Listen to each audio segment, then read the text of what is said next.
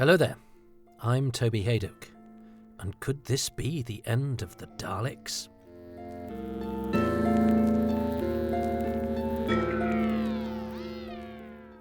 Welcome to Too Much Information, which aims to tell you the who, what and when of Doctor Who, a television programme about getting into trouble and then out of it again with seconds to spare. Whether you're discovering the episodes for the very first time, or you know your Christas from your Christmas invasion, then you're extremely welcome to this odyssey behind the scenes, which aims to go through the series one episode at a time. In this edition, it's an instalment which doesn't quite realise the value of what it is that it's chucking in the bin, and so many of its events have been conveniently ignored ever since. So join me, Toby Haydock, as I give you the who, what and when of Doctor Who, The Rescue. No, not that one. Or It's Them or Antidus. First broadcast on the 1st of February 1964 at 5:15 in the evening. It starred William Hartnell as Doctor Who, William Russell as Ian Chesterton, Jacqueline Hill as Barbara Wright, and Carol Ann Ford as Susan Foreman, with John Lee as Aladdin and Philip Bond as Ganatus.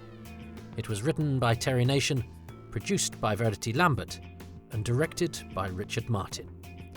It was watched by 10.4 million people, and the audience appreciation was 65. Antidus is dangling helplessly down the chasm. The young Thal bravely cuts the rope in order to save his companions, and perishes in the plunge. Despite his sacrifice, the others fear that they'll have to turn back, facing a dead end. But then they see a light and find an entrance to the Dalek city. The Doctor and Susan are prisoners of the Daleks, who plan to cause another nuclear event on Skaro.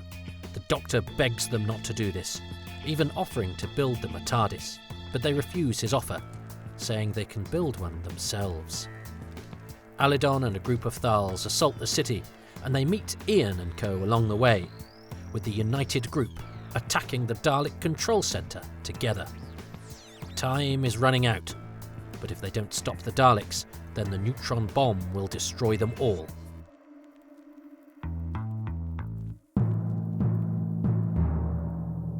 The when.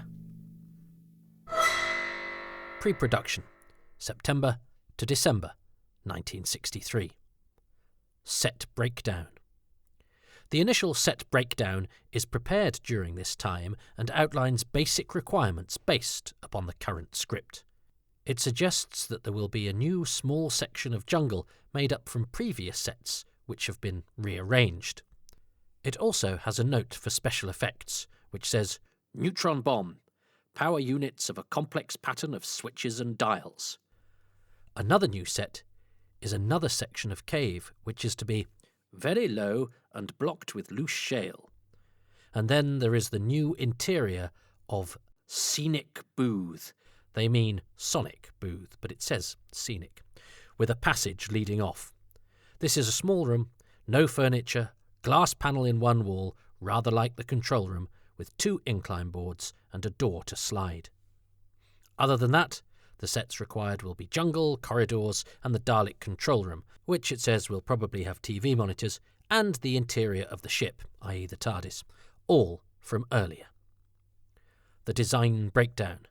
The undated, but likely subsequent to the above, design breakdown is now prepared, possibly by Christopher Barry or Richard Martin. It has certain specifications for each set and goes into more detail than the initial breakdown. For the City Hall and Doorway, it is noted that this is not a large set, but 2 Daleks appear in this scene. They must have a small truck which appears to be self-propelled. On this is a mechanism which is described as a neutron bomb device. The idea will be to set the machine in motion so that it carries the bomb away from the city limits, where the Daleks cannot go because they are powered by electricity and are not mobile over ordinary ground. The small machine will be like one of those toys that is able to avoid things that get in its way. Set 4 is a small room called the Sonic Room. This is the same size as the cell seen in the previous episodes. Along one side of the wall is a glass panel. Dalek machines may be seen on the other side. It's possible that the reason they've specified it's the same size as the cell is because there is an intention in the back of their minds to reuse elements of that. Set 5 is the Instrument Room, as described in previous episodes, except now part of the wall has given way to a glass panel so that the Daleks can see into the sonic booth. It is suggested that sets 4 and 5 be made as composite. As well as listing the other sets, the cave, another view of the cave, the jungle clearing/telephone box, a corridor-like T-junction, and the interior of ship by control panel, that's the TARDIS interior and the central column, the document's author notes that, "I would like recurring shots of the machine carrying the bomb, a model, throughout this episode. Eventually, it will come to rest in the jungle clearing near the ship." In the event, there is no machine, nor is there a neutron bomb for the audience to see. The sonic room observed by the Dalek owes more to the storyline than to the final script. The original title for this episode, by the way, is The Execution. 29th of October.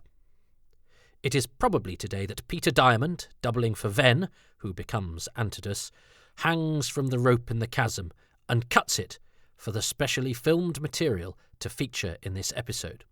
It is the only example of pre-filming for this climactic instalment.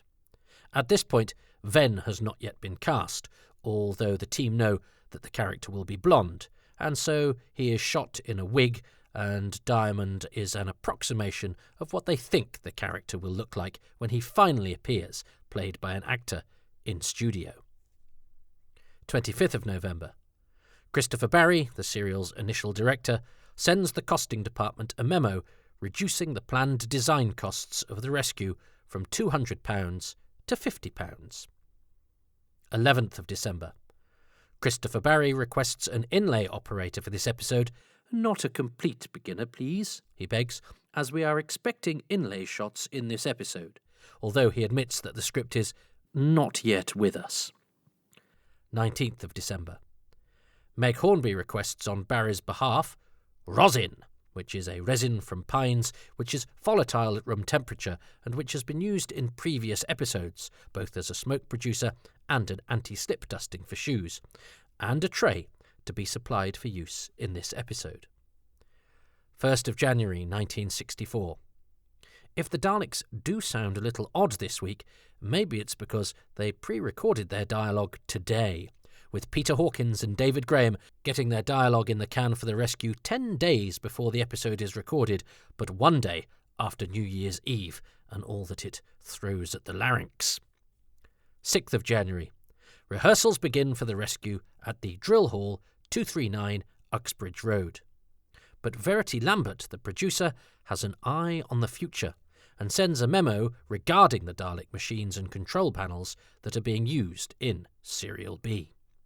The above machines and control panels are at present being stored in Lime Grove Property Department. As you know, we do our last recording of this serial on Friday the 10th of January. I've arranged with Peter Day in Special Effects Department that 2 of the Dalek machines and the control panels will be stored in the Special Effects store at Ealing. I would be most grateful, therefore, if you could hold these items until Monday or Tuesday of the week following, when they'll be picked up and taken to Ealing. The other 2 Dalek machines should also be held for at least a week after the series. 8th of January. Rehearsing for the rescue falls on the day of William Hartnell's 56th birthday, his first birthday as TV's Doctor Who.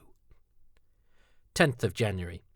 The rescue is recorded at Studio D, Lime Grove, from 8:30pm onwards. Early on, at approximately 8:45pm, Jonathan Crane, the actor playing Christas, loses his footing and cuts his left arm on part of the scenery. He is given first aid by the attendant fireman, but continues with recording. The accident is witnessed by production assistant Norman Stewart and reported to the BBC the next day, as per procedure. Crane is subsequently contacted, via his agent, Eric Lapine Smith Limited, which is also Hartnell's agency, by Bush Bailey, assistant head of artists' bookings at the BBC, to make sure that the wound has healed satisfactorily, and a few days later, Bailey receives a reply from Crane in the affirmative. 15th of January. David Whittaker writes to one of the key people behind the success of the Daleks. He sends Peter Hawkins a letter apologising that, "In the rush and bustle of rehearsals, I never seem to have a chance to say to you how valuable your contribution has been in the Doctor Who serial.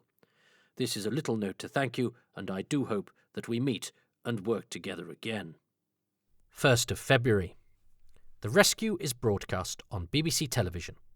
Its 10.4 million viewers matches last week's number, and so it is the joint most-watched episode of Doctor Who to date. Its audience appreciation of 65 is a record high for the series thus far. 3rd of February. In the Daily Mail, Michael Gowers writes, "If the fantasies of ABC's The Avengers have congealed into little more than permutated mannerisms, those of the BBC's Doctor Who have certainly caught the imaginations of children, for whom, of course, they are primarily designed. Having destroyed the planet city of those robot beings, the Daleks, the space-time voyagers are now off into a new adventure. There will, I fear, be an aching void in the lives of my 6-year-old and his gang, who have been changing themselves into Daleks at every convenient and inconvenient opportunity." 4th of February.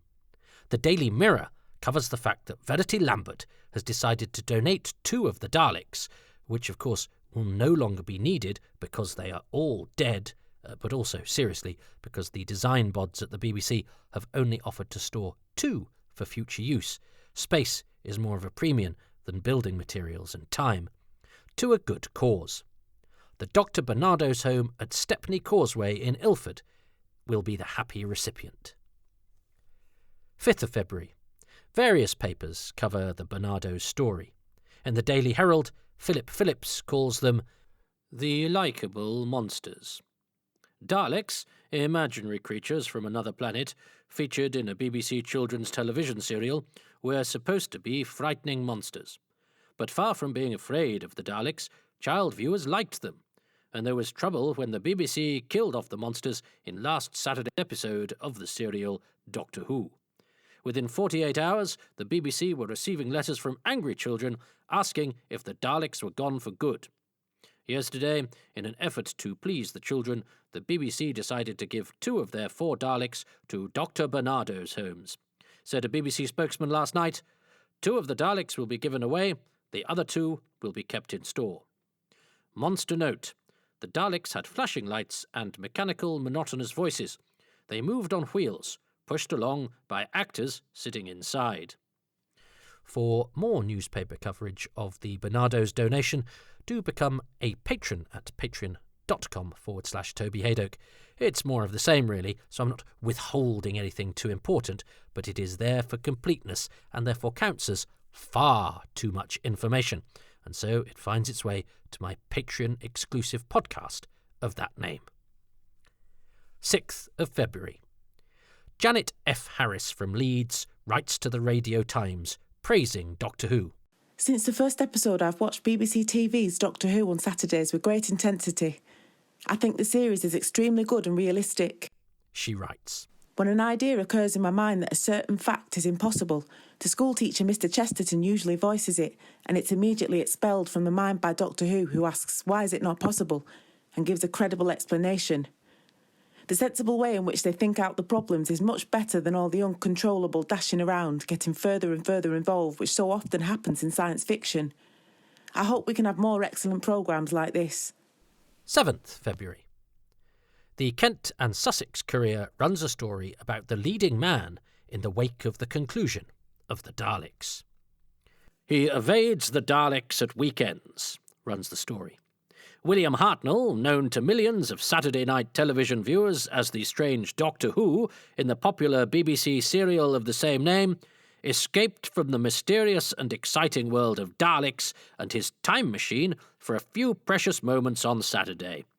Sipping a glass of stout and puffing on a tipped cigarette, he relaxed with his wife in the Swan Hotel on the Pantiles in Tunbridge Wells after spending the morning shopping at the town. During the afternoon, he chopped wood at his 300-year-old Mayfield cottage, but at 5:15 p.m. he laid down his axe and became Doctor Who for 25 minutes in a space fiction world shared by millions of children and adults. Monday to Friday, 10 a.m. until late at night, he is Doctor Who, the white-haired professor, irritable one moment and laughing the next. Saturday and Sunday, he tries hard to be Mr. William Hartnell of Mayfield, Sussex, a famous actor on the stage, in films and television. But it's an impossible fight, because from now on he will always be known to millions of children as their favourite Doctor Who. The weekend before last, for instance, while sitting in the bar at the Swan Hotel, 2 small boys sat and watched him while trying to pluck up the courage to speak. Suddenly one said, "You are Doctor Who, aren't you? What happens in the next episode?" And then there was the time when only minutes after a particularly exciting episode, which left Doctor Who in a tricky predicament, his granddaughter was on the telephone from Pembury with an anxious inquiry after Grandpa. "Are you going to be all right?" she pleaded. "I told her I was going to be rescued, and she was very relieved. I didn't tell her anything else," said Mr. Hartnell. Every day scores of letters pour into the BBC addressed to Doctor Who. "Can I have a Dalek when you're finished?" was the urgent wish of one boy. "I've saved up 10 shillings, he added. But children are not alone. Parents also write to Doctor Who. "Can you have it on later, as I always miss the beginning because I'm at work?" It is planned to screen the serial for 52 weeks. 8th of February. In the Daily Mail, Lionel Clay writes that the Daleks will be marketed in kit form. Daleks, the space robots which enthralled 1 million children in Doctor Who, the science fiction serial, are to be marketed by the BBC. It is still to be decided whether they will be in the form of finished models or make-it-yourself kits, a spokesman said. Made from fiberglass and wood, the Daleks are 5 foot tall and hollow. They move on casters and a child can control them. Hundreds of children wrote to ask what would happen to the Daleks when they disappeared from the series. The BBC finally sent 2 to Dr. Bernardo's homes, keeping 2 in case they're needed for TV and future. The spokesman went on, "The copyright of the Daleks rests with us. They were created by one of our staff designers, Ray Cusick." The latter quote may well have got the attention of Terry Nation's agent, Beryl Virtue, as future dealings involving Dalek merchandise tend to favour the writer, and Cusick himself spends several years with little credit and no remuneration for the design the BBC spokesman is so keen to credit him with here. The article concludes by asking, "Unusual for the BBC to market goods? No. There is a department called BBC Enterprises selling programme recordings, black and white minstrel biscuit tins, puppets, books and toy kangaroos inspired by the symbol of the new channel." 10th of February. Blue Peter runs the Dr. Bernardo story. Valerie Singleton tells Blue Peter viewers that We've got lots of letters asking what was going to happen to the Daleks that appeared in Doctor Who and where they were going to go. She says, as 3 Daleks, operated by children from the home, enter the Blue Peter studio, TC2, to the Doctor Who theme. 2 Daleks were sent by the BBC to Dr. Bernardo's, and it's no good asking for any more because there aren't any. She lied. 13th of February. Verity Lambert receives a note from Val Speyer, her secretary.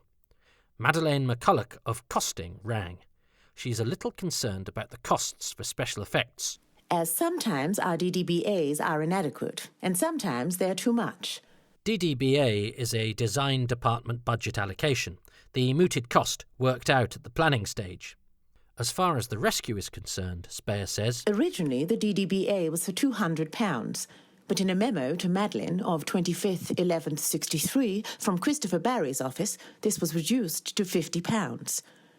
Now, an outside contract for this episode for £165, 15 shillings, has been received. Therefore, there is an overspending of £105, 15 shillings.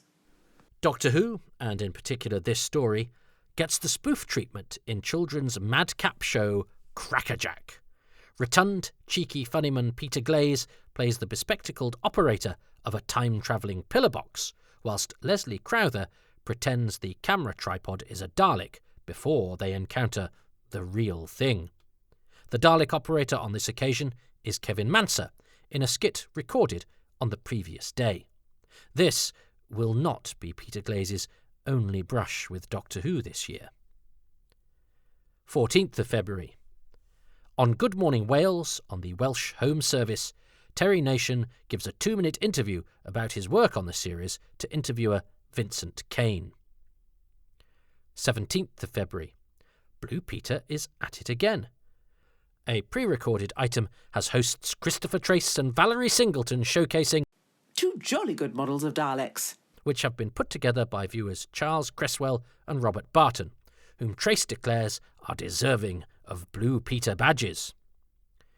27th of February.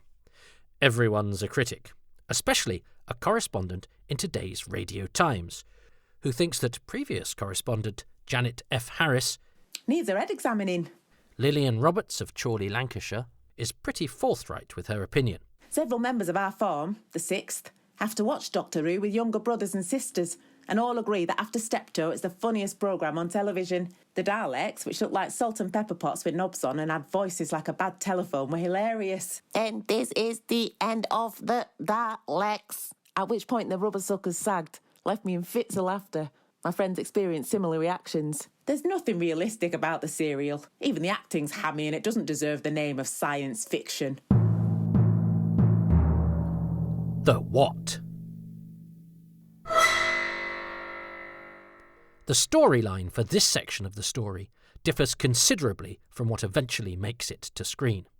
Picking up on page 22, this final section of Terry Nation's initial conception of the adventure begins with yet more cave-based jeopardy as a candle carried by the team ignites a jet of natural gas which blasts across their path intermittently, which means they have to guess when to dash across lest they perish in an inferno, leading to a tense bit of flame dodging.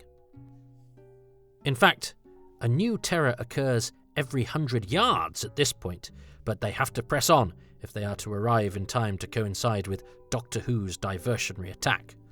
All hope is nearly lost when Ian makes a last-ditch exploration and finds a narrow fissure and hears the sound of water. The party squeeze through and emerge into a great chamber where the water from the lake rushes through. They know they are near now. Doctor Who prepares to block off some air vents to the city and make things uncomfortable for the Daleks. But as Ian and his party enter the city, the old man gets careless and he, Susan and a few Thals are captured by the Daleks. The Doctor and co are taken to the Sonic Chamber for the Daleks' particular form of capital punishment. Rising decibels become ultrasonic, driving the victim to madness, then death. With particular venom, the Daleks prolong this agony as much as possible. But with all the Dalek attention on the execution, Ian's party make progress without too much difficulty and reach the central control room. But here, they face real opposition. With the Doctor and Susan's agony reaching its climax, a Dalek moves the sonic control lever to its peak. But just as the victims reach the limit of their endurance, the Daleks themselves become lifeless. The sound stops and the lights go out. Ian has succeeded. The Thals treat the vanquished Daleks with compassion and peace talks are held, but the Thals still mistrust the Daleks, and rightly so. Meanwhile, the Doctor studies the Dalek records, which are similar to those of the Thals. A Dalek spots 2 ships approaching on the space radar, but no one really pays them any attention. But the Daleks then launch a counterattack on the control room. Doctor Who stops the fighting when he reveals that neither Daleks nor Thals were actually responsible for the war. Both hemispheres were destroyed simultaneously by an attack from space. And now a force is arriving from afar again, which serves to unify both Dalek and Thal as they prepare to meet the new invaders together. They jointly plan their defence as rockets head towards Skaro. Doctor Who has found the liquid fuse needed to pilot the TARDIS and decides to leave, but his travelling companions violently disagree with the old man. They've been through enough, and they want to see this through to the end. The rockets land, and the invaders advance towards the city. Dalek skirmishers fire on the attackers, but their weapons have no effect. Doctor Who observes that despite being fired upon by the Daleks, the new arrivals have not used violence in retaliation. Despite everyone else's concerns, he alone approaches the invaders, unarmed. And so the truth is learned. These new people come from the planet which fired upon Skaro 2,000 years ago. Since then, their civilization has come to realize the enormity of the crime committed by their forefathers. Waiting until the radiation level on Skaro had fallen, they have now come to make reparations and help to rebuild the planet. With Skaro's future now ensured, the TARDIS leaves for new times and distance.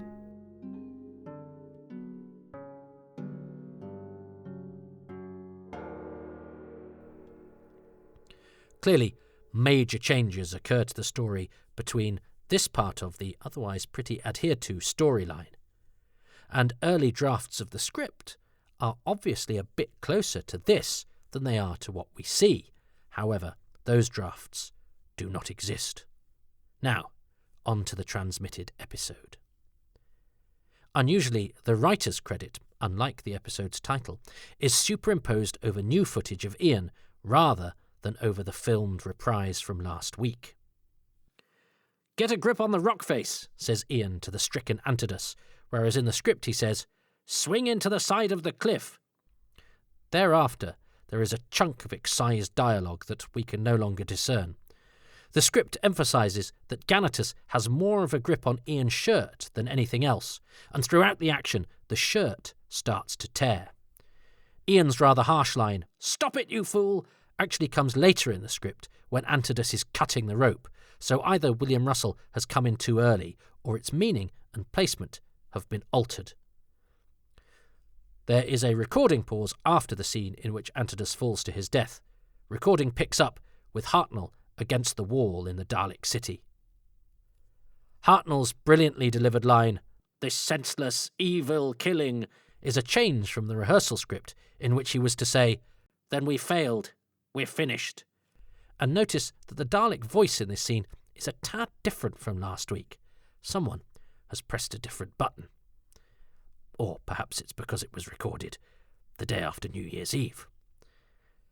Ganatus appears to have forgotten how to pronounce Elian's name since his friend died at the end of episode 5, referring to him as Elian this week. Instead of saying that Antidus said they would all die, in the script he says of his brother that he was afraid of things he didn't understand. Ian was to reply, "He didn't kill himself because of that fear. You see that, don't you? Once he understood, he acted. Bravery is knowing fear and still going on. Don't waste the chance he gave us." That whole speech is excised. Presumably, Terry Nation, watching at home, is devastated, so much so that he uses variations of it in Planet of the Daleks several years later. Nothing is wasted. The Dalek pipe room is a static photo caption of a pumping station. The initial special effects document had stipulated that this be a high turbine room. Back with the Thals, who, according to the stage directions, lean it, the mirror, against the tree and look lost, Dione's opening line about the Dalek antenna not having moved for some time is not in the script.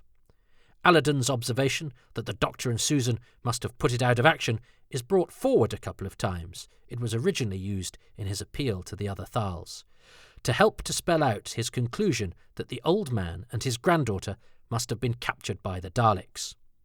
"We were once warriors, now they treat us like slaves," he was originally to say, only breaking free of the scripted chains and becoming farmers during rehearsal. The script states that it is the Thal men who find weapons, and the business with the young man producing the metal claw, which is from the Magnodon, they've clearly taken it to bits to make weapons out of it, is actually in the script. Another bit of business doesn't quite make it in. "Aladdin faints at him," it says when the claw is produced. He reacts. Aladdin smiles and turns out of the clearing, followed by the other men. They have become warriors again. Thal women group behind Dione as they watch them go. They watch without waving or saying any words. Clearly, the fighting is men's work on Skaro. In the next scene, with the Doctor and the Daleks, An exchange between the two is excised during rehearsals. "You said yourself, we are not like the Thals," says the Doctor.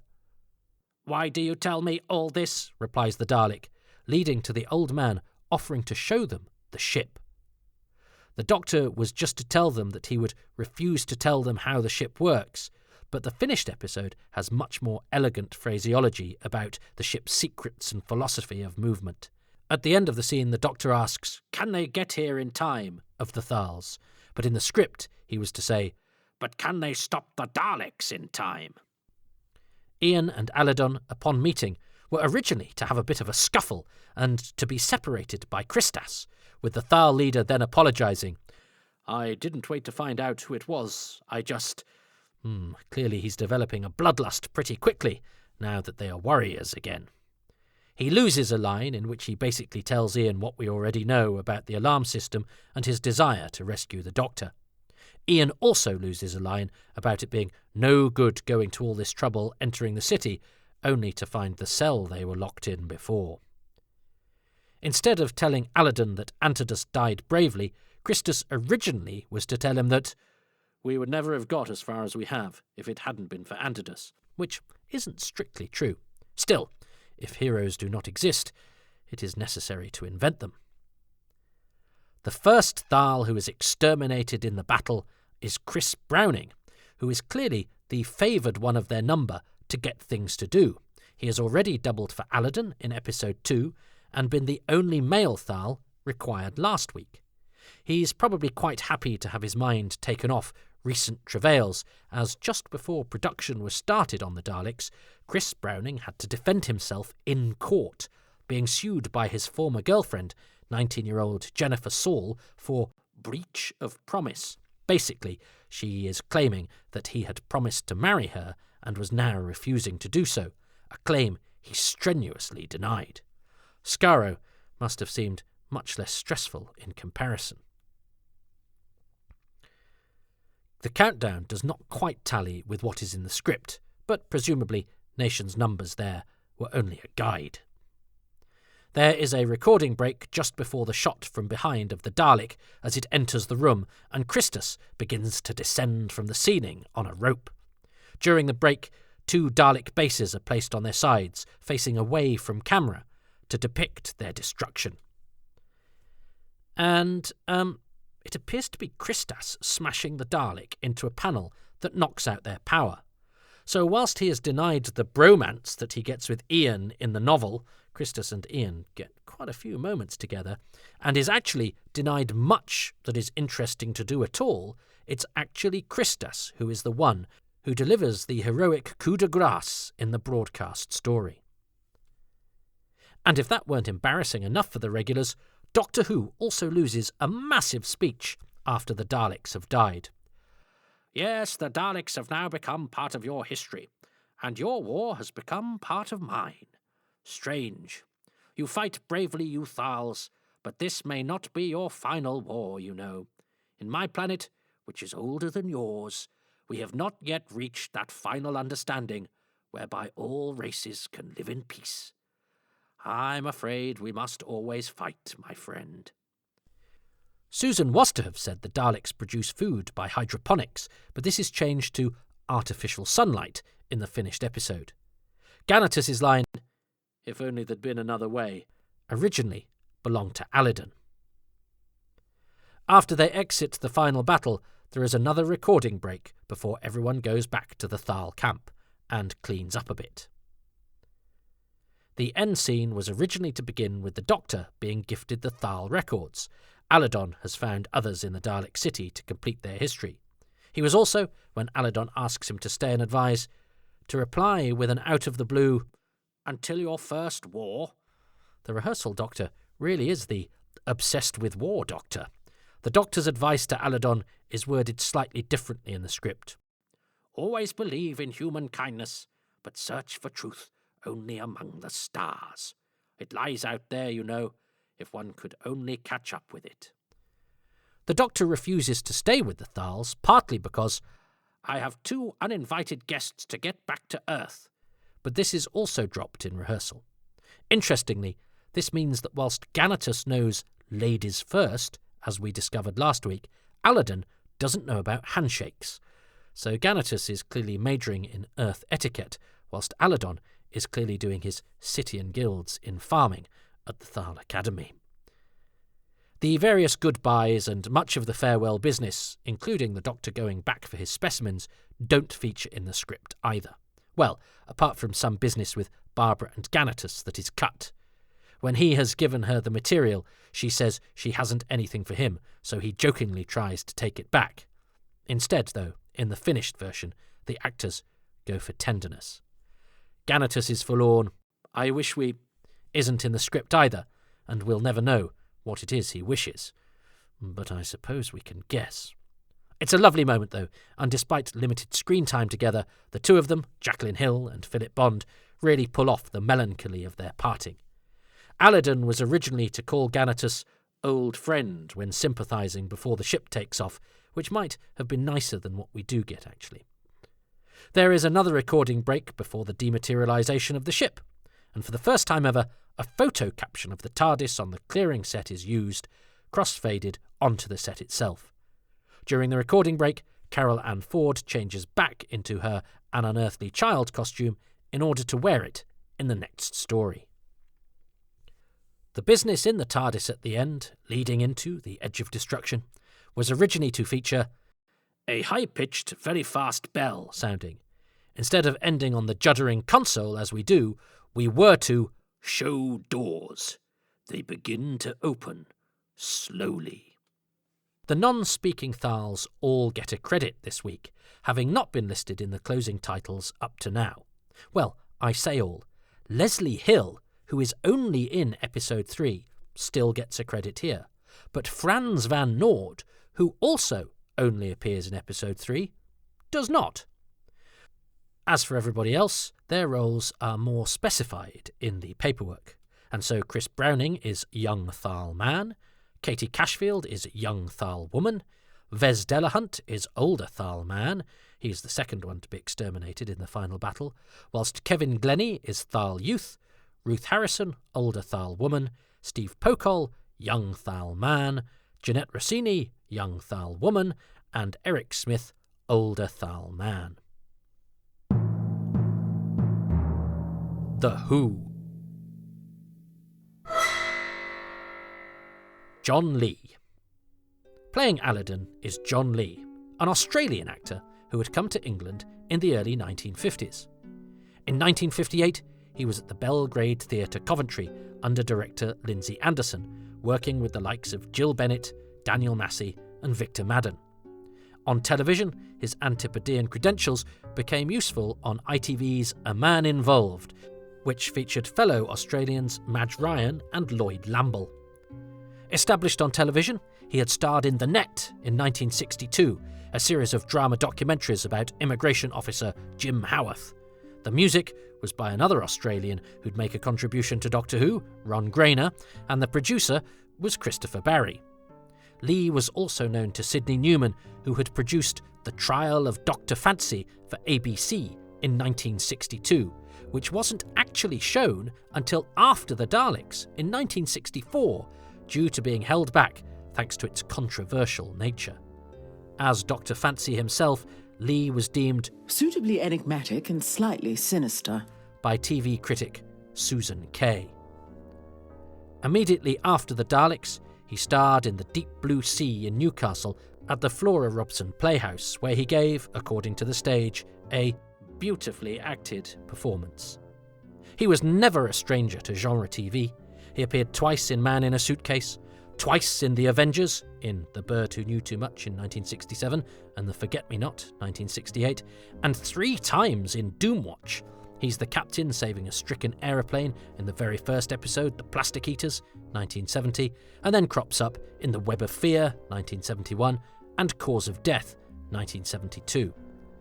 Throughout the 1970s, he was a familiar face on television, appearing in episodes of the afternoon drama Marked Personal, 1974, as a semi-regular in the TV series Warship, appearing in several episodes from the very first in 1973 to the penultimate one of the entire series in 1977, and was opposite John Stride and Julia Benny Foster in amateur sleuth drama Wild Alliance in 1978.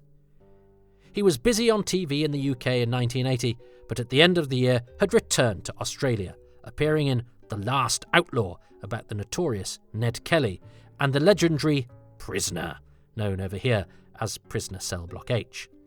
He was also back on stage in Melbourne in 1981, playing the central role of Creon, stern and forceful, according to The Age, in Greek drama Antigone. He did plenty of screen work, A Town Like Alice, 1981, and over 100 episodes of the long-running Cop Shop, and he also did a couple of shows seen in Britain, Return to Eden in 1983 and 1986, and the phenomenon that is Neighbours. He played Len Mangle for a short stint in March and April 1994, having had a single appearance in the soap as chatty customer Graham Clifford nearly a decade earlier. There is a John Lee who appears as an uncredited Mongol warrior in Marco Polo.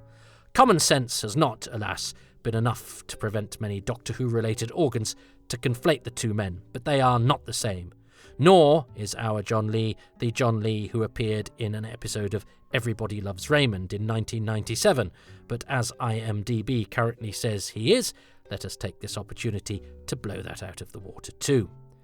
His final two roles included the good-humoured sperm donation short Two Girls and a Baby, starring Claudia Carvan, in 1998, and as Captain Bildad in the Moby Dick miniseries with Patrick Stewart in 1998. John Lee, a gentleman, husband and constant companion to his wife Jo, and loving father to Joanna, Nicholas, Jonathan and Christopher, died on the 21st of December 2000. He was 72. Marcus Hammond. Born John C. Hammond, possibly around 1941, Marcus Hammond studied drama at the Webber Douglas Academy, where he was awarded the Webber Cup, the first prize for men of his year, beating Gerald Curtis, with whom he would work in The Daleks, into second place. In his graduation show, the stage admired his sympathetic character and its quiet strength. The following year, he was at Regent's Park Open Air Theatre in Love's Labour's Lost, playing the minor role of the Forester. Edward Petherbridge was Dumaine, and Donald Pickering, the King of Navarre. Marcus Hammond got his first taste of repertory theatre later that year, in November, with a season at the Civic Chesterfield, creating a niche for himself in comedic roles, with his season culminating with him taking the title role in Billy Liar. He stayed on for that year's panto, his first, playing Buttons and, according to the stage, winning young and old with his outgoing personality. He then went to Canterbury for a rep season, including playing the role of Simon Sparrow in Doctor in the House and appearing in the likes of Don't Tell Father, Priestley's Dangerous Corner and Grand National Night at the Marlow Theatre, with Stephanie Cole also in the company. He broke into television thanks to Christopher Barry, playing a young policeman for him in a September 1963 episode of No Cloak, No Dagger. And whilst he was working on the Daleks, the job he did immediately prior to heading to Skaro, playing a T-boy in the ABC play The Swindler on December the 15th, 1963, was aired.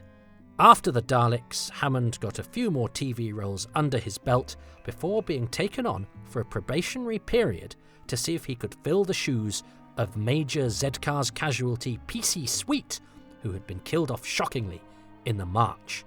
Joining in September, after 5 episodes, Hammond was deemed to have what it took and stayed with the series as PC Taylor until April 1965.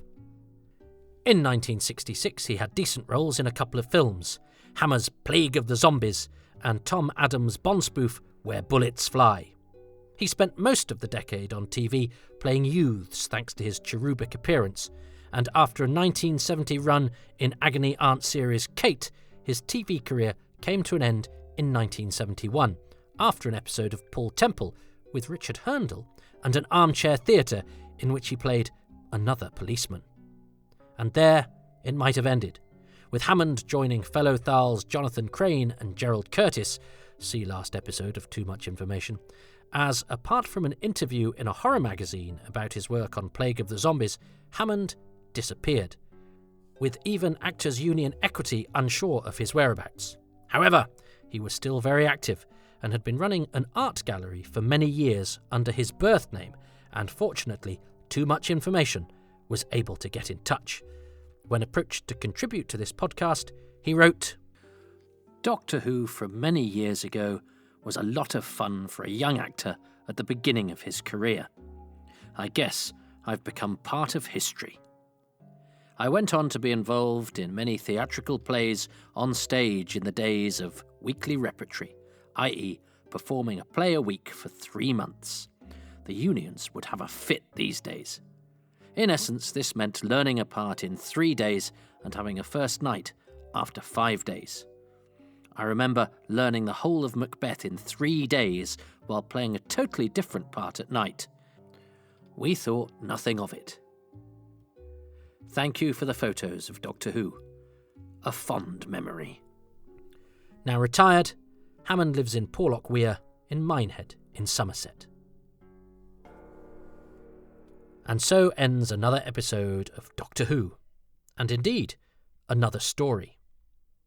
We have no exact dates, so a timeline is difficult, but it is worth reiterating here that at the beginning of this story's existence, both Sidney Newman and Donald Wilson expressed concern over its content, straying, they felt, from the show's remit of educational science fiction and featuring bug-eyed monsters.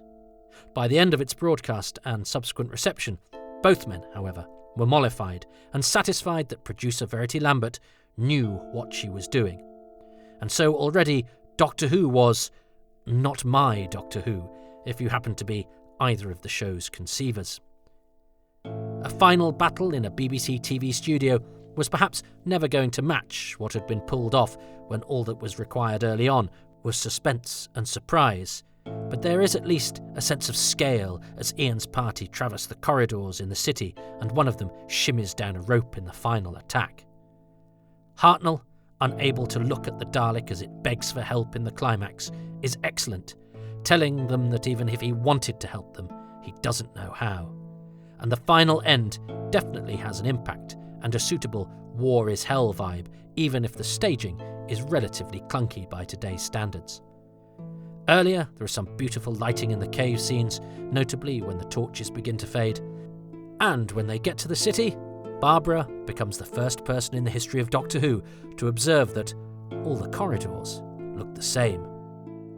"I'm too old to be a pioneer, although I was once amongst my own people," says the Doctor, who displays a wistful envy when contemplating the Thal's task of rebuilding a whole new world. And then they are off, unaware that this is very much the beginning of an association with Skaro and its denizens that will last the lifetime of the series. More importantly, it proves that the bug-eyed monsters so feared by Sidney Newman and Donald Wilson are exactly what the audience want, and that by the time the decade is out, their original conception of Doctor Who will have been all but exterminated. But like the first story, this required a number of people to be at the top of their game. Terry Nation, by his own admission a lazy man in it for the money, nailed how to deliver workable stories quickly and is, at this stage in the show, exactly what is needed by script editor David Whittaker, who himself seems to have been more than capable of putting the philosophical heart and thoughtful muscle onto Nation's solid skeleton of a script. Designer Raymond Cusick, of course, not only makes the Dalek creatures squat, alien machines of menace, they are quite unlike the cardboard-tubed, silver-sprayed men in suits frankly everyone, even the pioneering technical bod of the team, Mervyn Pinfield, expected. And then there are brilliant performances from voice geniuses Peter Hawkins and David Graham, who are of course aided by the special sounds master Brian Hodgson. Hodgson not only modulated the voices, but came up with the weird, disorienting echo of the city, which, with its Dalek-shaped doors and off-kilter shooting, is another visual triumph too. So whilst the Thals might be a blandish lot, though Philip Bond is game and energetic as Ganatus, and the trip to the city quite drawn out, this is still more than just the first time we meet the Daleks.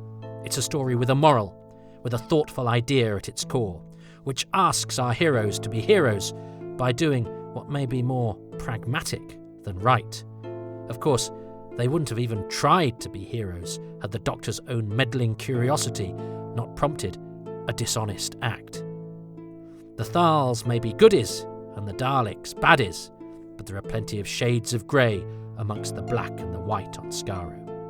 The regulars each get their moment to shine, and there are some fabulous visual flourishes.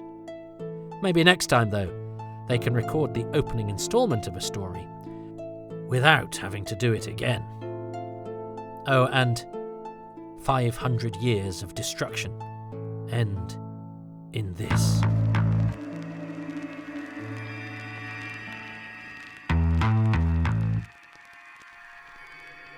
Doctor Who, The Rescue, also featured Marcus Hammond as Antidus, Jonathan Crane as Christus, Virginia Wetherill as Dione, David Graham and Peter Hawkins as the Dalek voices, and Robert Jewell, Kevin Manser, Peter Murphy and Gerald Taylor as the Daleks, with Chris Browning, Katie Cashfield, Bez Delahunt, Kevin Glennie, Ruth Harrison, Leslie Hill, Steve Pokol, Jeanette Rossini and Eric Smith as the Thals. The title music was by Ron Grainer with the BBC Radiophonic Workshop, the incidental music by Tristram Carey, the story editor was David Whittaker, the costumes were supervised by Daphne Dare, makeup by Elizabeth Blattner, and the designer was Raymond Cusick. The associate producer was Mervyn Pinfield. Coming next, the TARDIS crew awake after the explosion to find both themselves and the ship acting suspiciously. Are they going mad? Are they on a journey to destruction? Or do they have 2 episodes to fill without the money for new sets and a guest cast? That's next time on Doctor Who, Too Much Information. Next episode, The Edge of Destruction, or The Dark Places of the Inside of the Spaceship.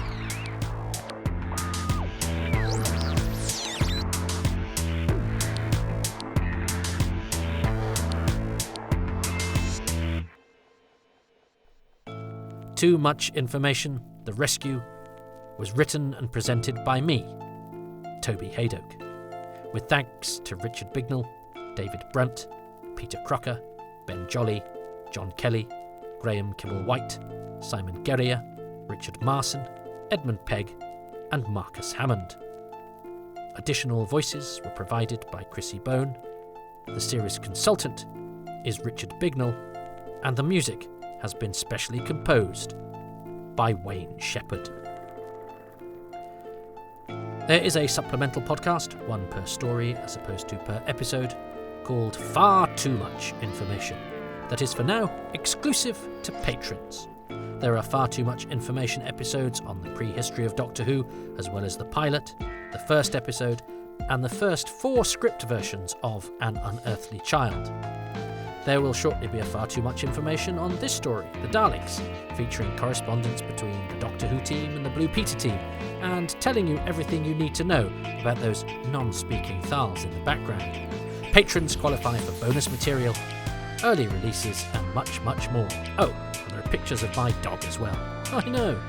Patrons are also nearly 6 months ahead with my Happy Times and Places podcast, so if you want to hear veteran fan Ian K. McLachlan talking about watching the Daleks Masterplan the first time around, or serious scriptwriter Paul Cornell extolling the virtues of the Curse of Peladon, then head over there, right now.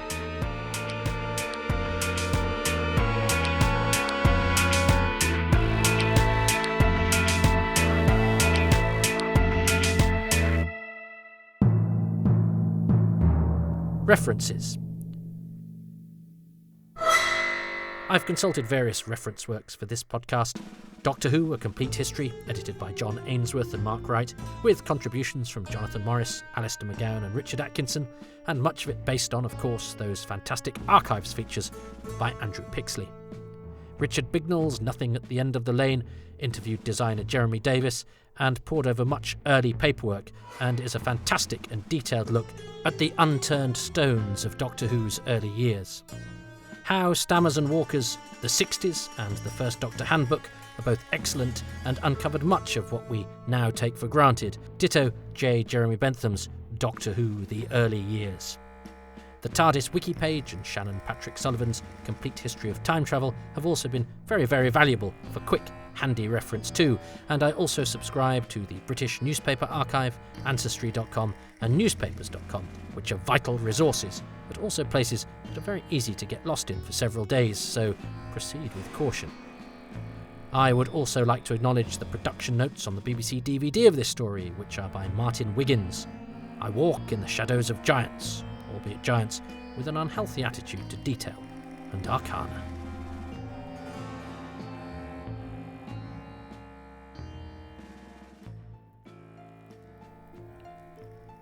And finally, I would like to thank the patrons who make these podcasts possible, and they include Luke Atkins, Peter Adamson, Kevin Ashelford, Will Brooks, Rick Byatt, Robin Bland, Alex Kafajoglu, Paul Carnahan, Andy Case, John Curley, Mark Dakin, John Elledge, Gary Gillett, James Gould, David and David, both I think anonymous, but if I'm just reading your name out, David, and you go, where's my surname? You might be one of the two Davids whose surname I think I'm not supposed to be reading out, but correct me if I'm wrong.